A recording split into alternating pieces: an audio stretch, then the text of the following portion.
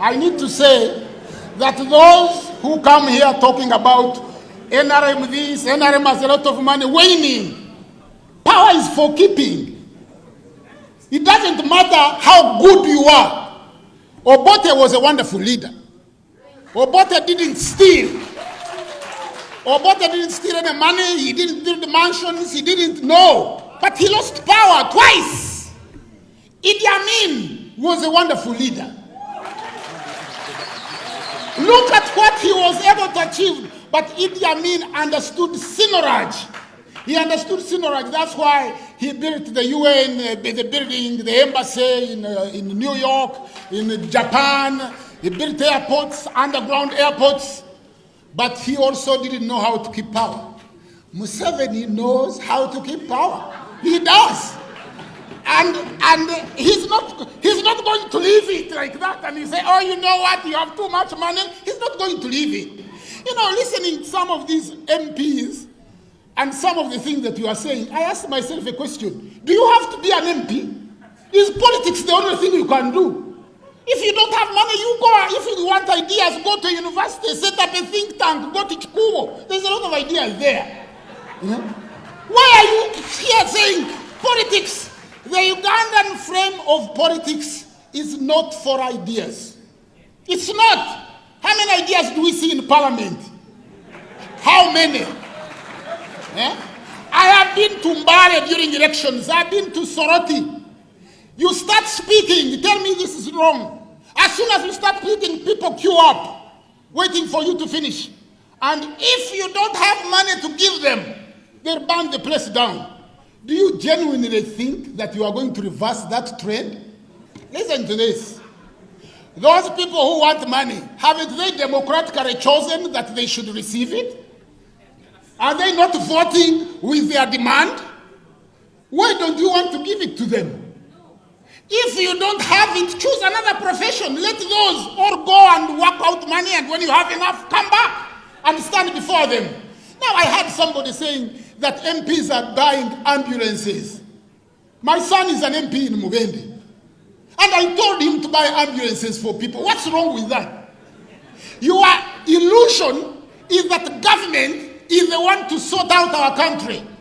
Is that politicians are the ones that have solutions. You are deluded. The government is not going to do no such a thing. The government will focus on keeping power, and you can't blame it, because power is for keeping.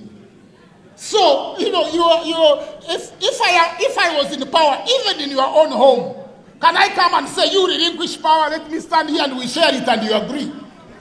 So do you think NRM is crazy to want to relinquish power? You get a vote, a piece of paper, you drop it in a box and government falls. Really?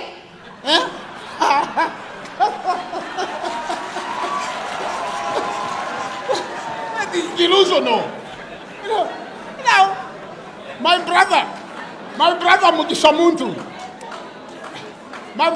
Muntu, you might not know, you are a brilliant, brother Mugisha Muntu, you are a brilliant politician. You are intelligent, you are humble, you are strong, but look at how they have fought you in FDC. Yeah? Why don't you talk about that? If you can't have cohesion in the own party that you started, how was this power achieved in 1986? How many people voted for Museveni to come to power? It was achieved like this. You are busy swinging. But now, how do you want it to be given out?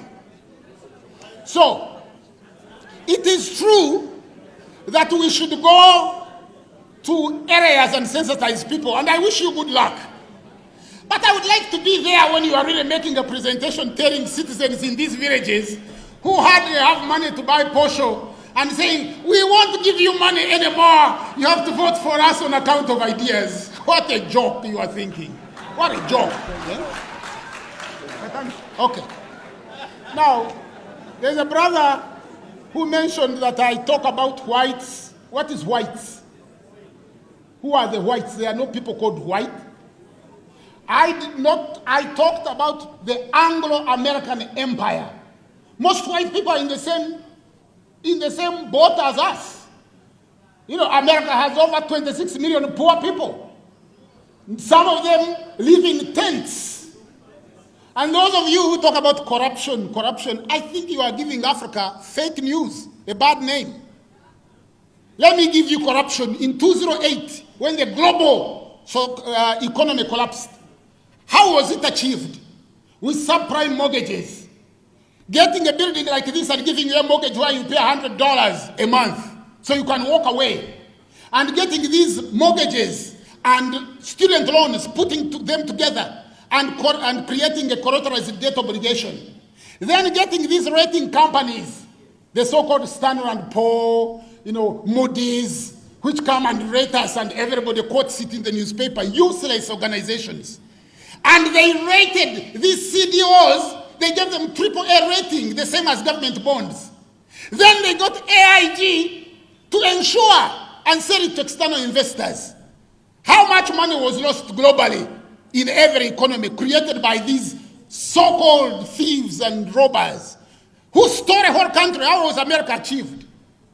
They stole the country from the dark-skinned Native Americans. The Rapahos, the Arawak, the Namahoe, the Grunchi, the Tiano, the Tokoma Sioux. They killed them all. And then you stand here now to give us an example of democracy.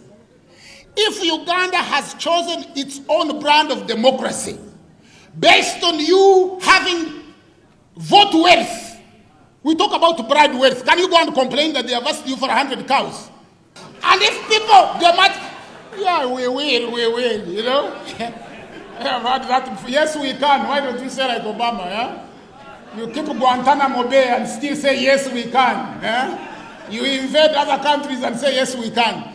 But that is the oldest semblance of European literary intelligence written by a fictitious character called Homer in 580. Why fictitious? Question mark, because the Greeks were not writing. But all these Greeks studied in Africa. Or Plato, who wrote several books, and Aristotle, who accompanied Alexander the Greek. We don't call him the Greek because he was a murderer, a thief, everything. So we call him the Greek.